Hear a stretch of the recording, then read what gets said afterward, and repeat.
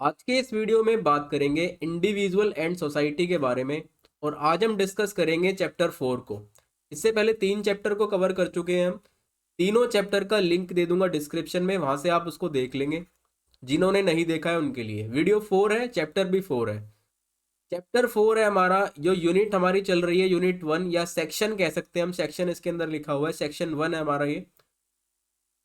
आज जो हमारा टॉपिक है वो है कालू, जिसको लिखा है इस्मत चुगतई ने। इसको डिटेल से डिस्कस करते हैं। इससे पहले इंस्टा पे मुझे फॉलो कर सकते हो आप, क्वेरी या क्वेश्चन आपका है तो पूछ सकते हो मुझसे। और टेलीग्राम पर जाके ग्रुप ज्वाइन कर लीजिए, सर्च कीजिए जाके @एकलव्य स्नातक 1 और इस ग्रुप को ज्वाइन कर लीजिए। यहाँ से आपको जो वीडियो में पढ़ाया जाता है उसकी फ्री पीडीएफ मिल जाएगी, तो इसको कर लीजिए आप ज्वाइन। चलिए स्टार्ट करते हैं आज का अपना टॉपिक, इस्मत चुगतई। देखिए, कालू की स्टोरी पढ़ने से पहले हम जानते हैं कि इस्मत चुगतई कौन थी और उर्दू साहित्य में इनका क्या रोल था। इसको डिस्कस कर लेते हैं एक बार। इस्मत चुगतई का जन्म हुआ था एक मिडिल क्लास यानी मध्य परिवार में, इनका जन्म हुआ मुस्लिम फैमिली में। एक मुस्लिम फैमिली में इनका जन्म हुआ था, मिडिल क्लास फैमिली के अंदर। 1915 के अंदर इनका जन्म हुआ था। और ये महिला अपने आप में विशेष थी, स्पेशल थी। और उस समय वुमेन को, स्पेशली मुस्लिम वुमेन को, इतनी आज़ादी या कह सकते हैं कि इतने अधिकार वो अपने आप में प्राप्त नहीं कर सकती थी जितना सब कुछ इस्मत चुगतई ने प्राप्त कर लिया था। अपने जीवन काल में या अपना जीवन इन्होंने अपने हिसाब से जिया, ठीक है, चुनौतियों का सामना किया और अपने समाज से लड़ी और अपने अधिकार के लिए या कह सकते हैं कि अपने जीवन को अपने हिसाब से जीने के लिए इन्होंने कभी भी कॉम्प्रोमाइज़ नहीं किया। इन्होंने अपने हिसाब से एजुकेशन ली, यानी शिक्षा प्राप्त की, ठीक है, अपने जीवन को अपने अकॉर्डिंग ढाला, जो ये चाहती थी वो इन्होंने किया। इन्होंने जॉब भी की अपने जीवन में। और जब शादी की बारी आई, मैरिज करने की बारी आई, तो इन्होंने शादी भी अपने हिसाब से, अपनी चॉइस के हिसाब से शादी की। इनका जीवन जो था बल बिल बहुत उतार चढ़ाव भरा जीवन था। और अपने जीवन में या अपने जीवन के बाद भी ये कह सकते हैं कि ये संघर्ष जो इनका था वो जारी रहा था।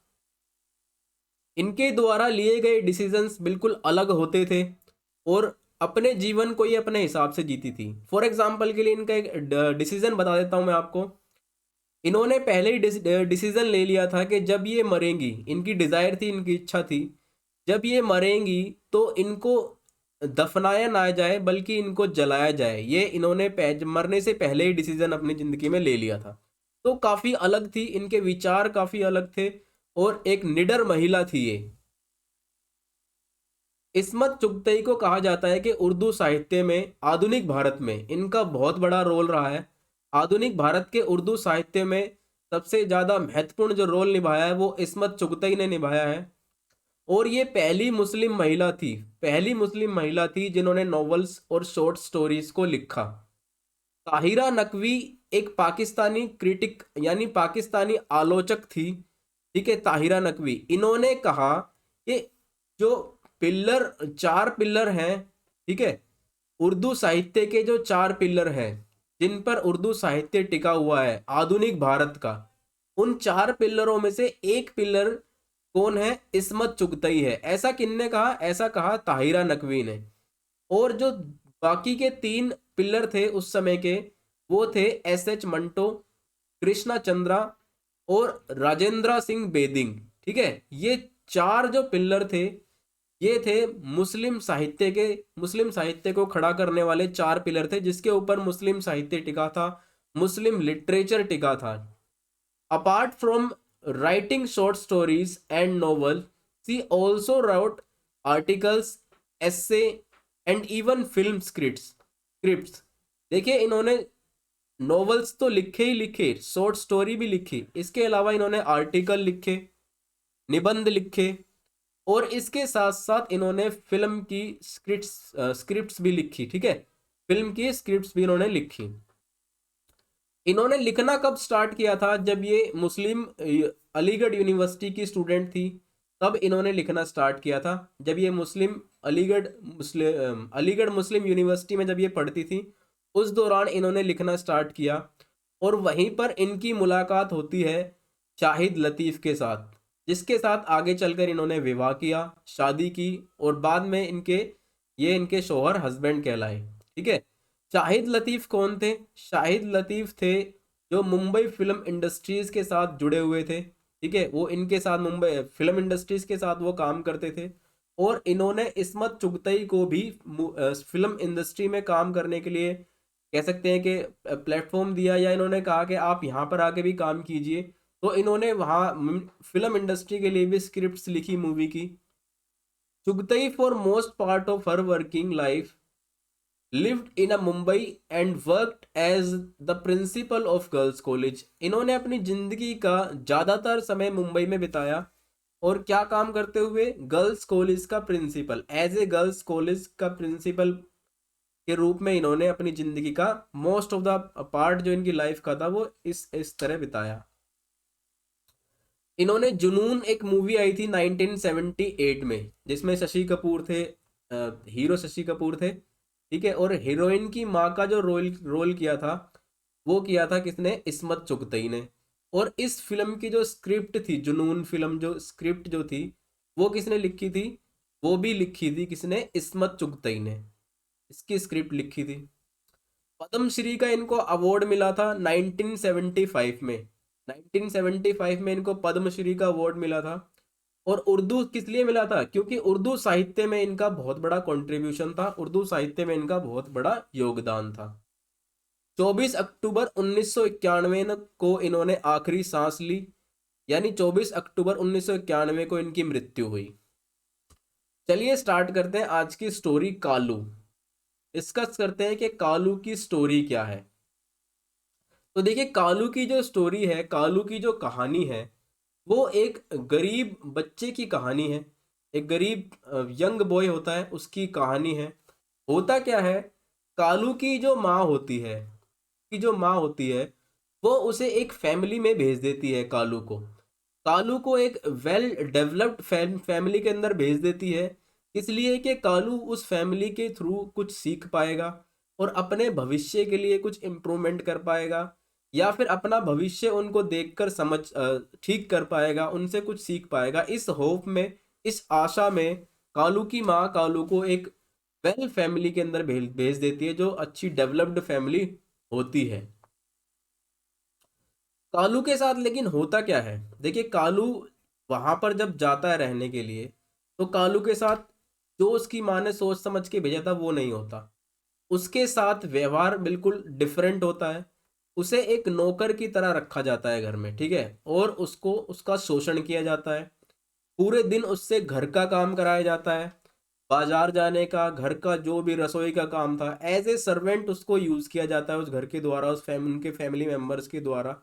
स्पेशली जो उस फैमिली में नाम होता है मामनी, मामनी नाम की लेडी होती है, उसके द्वारा उसका बहुत ज़्यादा शोषण किया जाता है। और पूरे महीने कालू को 2 रुपये, 2 रुपये महीने के हिसाब से पूरे महीने उससे काम कराया जाता है। कालू ये सब सहता है। ठीक है, जो भी उसके साथ होता है वो ये सब कुछ सहता है विद अ स्माइल, यानी स्माइल करते हुए ये सब कुछ सहता रहता है। कालू लाइक्ड सलमा बी। सलमा बी होती है मामनी की सबसे छोटी लड़की, यंगेस्ट डॉटर। कालू उसको लाइक करता है, कालू को वो पसंद होती है। और ये नहीं कि कालू कालू को पसंद होती है, ये म्यूचुअल होता है दोनों का। यानी सलमा बीबी जो होती है, वो लड़की भी इसको पसंद करती थी, तो ये दोनों एक दूसरे को लाइक करते थे। एक दिन क्या होता है, Kalu while playing with Salma Bi, एक दिन कालू और सलमा, उस समय तो वो बच्चे ही होते हैं, वो दोनों बैठ के खेल रहे होते हैं। और कालू खेल खेल में उससे ऐसे ही एक क्वेश्चन पूछ लेता है सलमा बी से कि would she married to him. क्या सलमा बी से पूछता है, क्या आप मुझसे शादी करोगी? सलमा बी इनोसेंटली, यानी कह सकते हैं कि बिल्कुल इनोसेंट तरीके से जवाब देती है, यस, कह देती है हाँ बिल्कुल करेंगे। तो ये सब कुछ मामनी कुछ ही दूरी पर बैठी उनकी कन्वर्सेशन, यानी उनकी बातचीत कुछ ही दूरी पर मामनी बैठी होती है, वो सुन रही होती है। और ये सब कुछ सुन के मामनी को आ जाता है बहुत ज़्यादा गुस्सा। अब इतना गुस्सा आता है कि वो सैंडल निकालती है और सैंडल कालू के मुंह पे फेंक के मारती है। अब जब सैंडल कालू के मुंह पे लगता है तो कालू की नाक पर जाके सैंडल लगता है बहुत तेज, और नाक पर सैंडल लगता है तो कालू की नोज स्टार्ट ब्लीडिंग, यानी कालू की नाक से खून आना स्टार्ट हो जाता है, बहुत ज्यादा, बहुत खून आना बहना स्टार्ट हो जाता है। उसी समय क्या होता है कि उसकी माँ यानी कालू की जो माँ होती है वो उससे मिलने आती है। कालू को इस हाल में देखकर उसकी माँ एकदम चौंक जाती है कि मेरे बच्चे के साथ ये क्या हो रहा है। ठीक है, उसकी नाक से खून आ रहा होता है तो उसकी माँ एकदम चौंक जाती है, उस सिचुएशन को संभाल नहीं पाती। वो चिल्लाने लग जाती है मामनी के ऊपर, मामनी से लड़ाई करने लग जाती है और उस पर खूब गुस्सा होती है कि तुम सब ये क्या कर रहे हो, मेरे बच्चे के साथ ऐसा व्यवहार कौन करता है किसी के साथ, ये है वो है, बहुत उनकी बातचीत होती है आपस में। पर मामनी क्या था, मामनी तो एक अमीर औरत थी, ठीक है, वेल फैमिली से बिलोंगिंग थी, और ये क्या थे, पुअर थे, गरीब थे। मामनी क्या करती है, इन दोनों को उठाती है और अपने घर से बाहर फिकवा देती है। इमीडिएटली इन्हें बोलती है यहाँ से दफा हो जाओ, और इनको अपने घर से बाहर फेंक देती है। अब देखिए कहानी में आता है ट्विस्ट। आफ्टर फ्यू इयर्स, कुछ सालों बाद क्या होता है, Kalu returns, Kalu is back. ठीक है, कालू वापस आता है टू द सेम टाउन, उस सेम गांव के अंदर कालू कुछ सालों के बाद वापस आता है as a young and handsome boy. ठीक है, एकदम यंग होता है, जवान होता है, हैंडसम होता है, बहुत सुंदर ब्यूटीफुल होता है, ठीक है, हैंडसम होता है वो। और क्या बनकर आता है वो, मिस्टर डीन, मिस्टर डीन बनकर आता है, उसका नाम हो जाता है मिस्टर डीन। डीन क्या, डेप्यूटी कलेक्टर, यानी जिला अधिकारी, डिप्टी कलेक्टर बनकर आता है वो उस गांव के अंदर कुछ सालों बाद बन के। The relationship between Kalu now Kaleem Sahib. अब कालू उसको कोई नहीं बुलाता, अब उसको क्या बुलाते हैं सब, कलीम साहिब, यानी कलीम साहब बन जाता है वो। भाई डिप्टी कलेक्टर बन जाएगा तो कलीम साहिब ही बोलेंगे उसे, साहब बन गया वो। जब उस फैमिली को पता चलता है कि कालू डिप्टी कलेक्टर बन गया है और अब वो कलीम साहब बन गया है, तो वो फैमिली क्या करती है, उसे कर लेती है एक्सेप्ट। ठीक है, और उसे एक्सेप्ट करने के बाद वो फैमिली वो सब कुछ भूल जाती है कि किस रीजन से, किन कारणों से, किस समय हमने इसे भगाया था, भेजा था। ठीक है, वो मामनी जो होती है वो सब कुछ भूल जाती है। और कालू सलमा बी से मिलने आता है उस गांव में, और कालू की इच्छा होती है सलमा बी से शादी करने की। उस समय भी डिप्टी कलेक्टर बनने के बाद भी जो उसका प्यार होता है सलमा बी के लिए वो वही रहता है, और वो अपनी इच्छा जाहिर करता है। और जो फैमिली होती है वो बिना किसी रेस्ट्रिक्शंस के, बिना किसी रीजंस के उसको मंजूर करती है। ठीक है, बिना किसी प्रॉब्लम के जो है उसके रिश्ते को मंजूर कर लेती है, और उन दोनों की शादी हो जाती है, उन दोनों की मैरिज हो जाती है। तो ये तो थी कालू की स्टोरी। अब देखिए स्टोरी के अंदर क्या क्या बताया गया है कि किस तरीके से गरीब परिवार का जो मजाक उड़ाया जाता है, गरीब बच्चे का शोषण किया जाता है।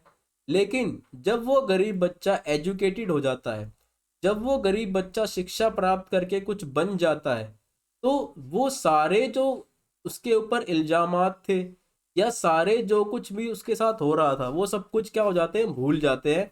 किसके चक्कर में, क्योंकि वो अब डिप्टी कलेक्टर बन गया है, सिर्फ इसके चक्कर में। ठीक है, तो ये सिचुएशंस होती थी इस स्टोरी के अंदर, ये सब कुछ बताया गया है कि किस तरीके से एक फैमिली, एक पुअर फैमिली के साथ व्यवहार हुआ। कालू जो एक बेचारा बच्चा होता है उसके साथ क्या कैसा व्यवहार हुआ, ये सब कुछ इस स्टोरी के माध्यम से बताया गया है। इस्मत चुगतई ने इस स्टोरी को इसलिए लिखा था कि कैसे एक गरीब बच्चा, एक गरीब बच्चे के साथ, एक पुअर फैमिली के साथ किस तरीके का व्यवहार किया जाता है। और उनका ये भी कहना था कि देखिए जो ये जात पात है ये सिर्फ हिंदू लोगों के अंदर ही नहीं, मुस्लिम लोगों के अंदर भी कहीं ना कहीं है। ठीक है, उन्होंने ये भी बताया है स्टोरी के अंदर। तो ये हमारी स्टोरी थी। मिलते हैं नेक्स्ट स्टोरी के साथ या नेक्स्ट चैप्टर के साथ नेक्स्ट वीडियो में। तब तक के लिए लाइक कीजिए वीडियो को, सब्सक्राइब कीजिए चैनल को, और बेल आइकन को दबाना ना भूलें, यहीं से आपको नेक्स्ट वीडियो की नोटिफिकेशन मिलेगी। जय हिंद, जय भारत, धन्यवाद।